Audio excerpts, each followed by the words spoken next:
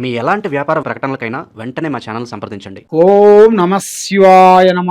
జయ దుర్గాదేవాయ నమ. జయ మనదుర్గాయ నమ. ఓం మహాశక్తాయ నమ. ఓం శ్రీమాత్రే నమ. ప్రజలందరికీ నమస్కారము. చాలామంది నిమ్మకాయలు అమావాస్య రోజున వాళ్ళ మీద తిప్పి రోడ్ల మీద వేస్తుంటారు. చాలామంది ఇంటికి దిష్టి తగిలిందని వేస్తుంటారు. కొంతమంది పిల్లల ఆరోగ్యం బాగోలేదని వేస్తుంటారు. మరి ఇలాంటి నిమ్మకాయలు అమావాస్య రోజు కానీ పున్నమి రోజు కానీ వేసిన దాని వలన ఎలాంటి మరి దాన్ని తొక్కితే ఎలాంటి ప్రమాదాలు ఉంటాయండి గురువుగారు అనేది చాలామందికి చాలా సందేహాలు ఉన్నాయి.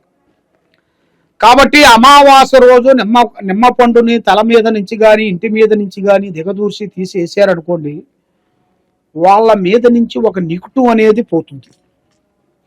నిమ్మకాయ అంటే అది గ్రహశక్తులకి,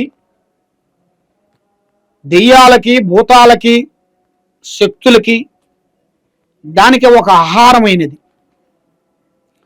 ఆ ఆహారాన్ని మనిషి మీద నుంచి తిప్పి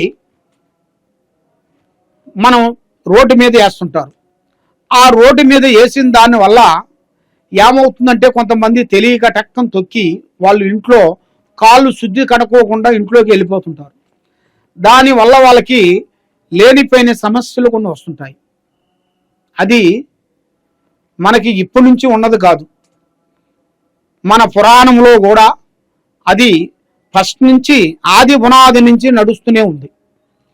కాబట్టి ఇంతకు ముందు ఎక్కువగా ఉంది.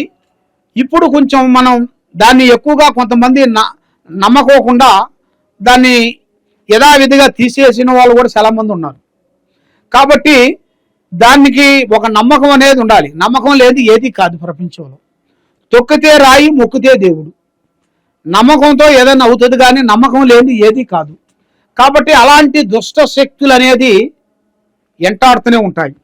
అవి చెడు గాలులు తిరుగుతూనే ఉంటాయి.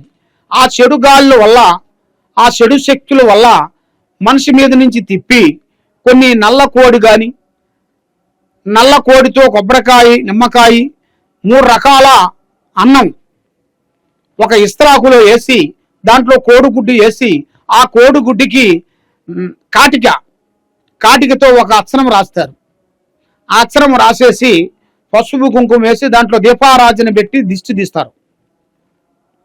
ఆ దిష్టి తీసేసిన తర్వాత వాళ్ళు అది పురాణంలో ఎక్కడైనా కానీ రోడ్డు మీద ఏమని ఎవరు చెప్పలే. వాళ్ళు తీసేసి ఒక కాలువలో కానీ ఒక చెరువులో కానీ వేయమని చెప్తారు. కానీ కొంతమంది ఏం చేస్తారంటే 3 బాట్ల సవరస్తాలు అనేది వాళ్ళకి సెంటిమెంట్ ఆకారంగా అక్కడ పెట్టేసి వెళ్ళిపోతుంటారు. వాళ్ళు చేసే తప్పు అదే. కానీ అలా చేయకూడదు. వాళ్ళ మీద నుంచి ఏదన్నా నిమ్మకాయో కోడిగుడ్డో ఏదైనా కానీ తిప్పేసి దాన్ని ఆ దిష్టి తీయాలనుకుంటే తీసేసిన తర్వాత రోడ్డు మీద వేయద్దు. అది ఒక నీళ్ళల్లో కానీ లేదా ఒక బావిలో కానీ ఒక చెరువులో కానీ లేదు ఏది లేకోకుండా ఒక అడవిలో ఒక చెట్ల కాడైనా కానీ వేయాలి. ఆ విధంగా వేస్తే దానికి ఒక శాంతం అనేది దొరుకుతుంది. ఇది అలా కాకోకుండా ఇది ఎవరో తిప్పేసిన దాన్ని వేసిన దాని వల్ల ఒకటి నుంచి ఒకటికి తగులుతుంటది ఈ దిష్టి. వాడు తిప్పి వేస్తుంటాడు. మళ్ళా వాడు దాని నుంచి వాళ్ళు తిప్పుకొని మళ్ళీ ఇంకో దుక్కుని వేస్తాడు. మళ్ళీ ఇంకొకటి వచ్చి దాటిపోతుంటారు. ఇలాగ జరుగుతుంటది. కాబట్టి అలాంటి తప్పులు మీరు చేయొద్దండి.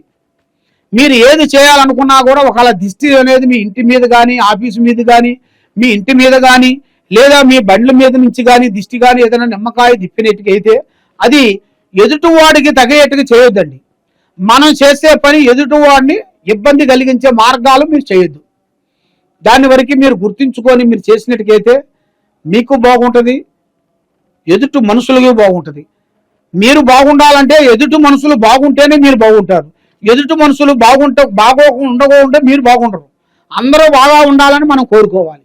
అందరూ బాగుండాలి, దాంట్లో మనం ఉండాలి. కాబట్టి మీరు ఏది చేసినా కూడా ఆలోచించి ఆశతూసి అడిగేయండి. తొందరపాటు అనేది వద్దు. కాబట్టి ఇలాంటి వాస్తవాలు ఎన్నో ఉన్నాయి. కాబట్టి మీరు గతంలో కూడా మీకు కొన్ని చెప్పాను, నరదిష్టి గురించి కూడా కొన్ని చెప్పాను.